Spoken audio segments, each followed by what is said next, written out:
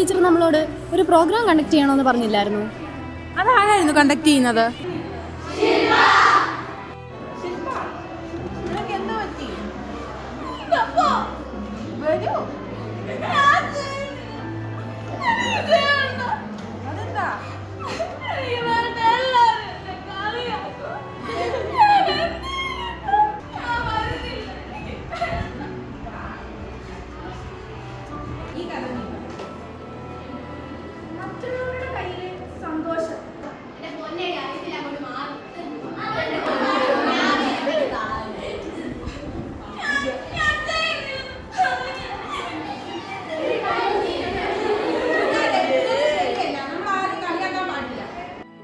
നമ്മൾ ആരെയും നിന്ദിക്കരുത്.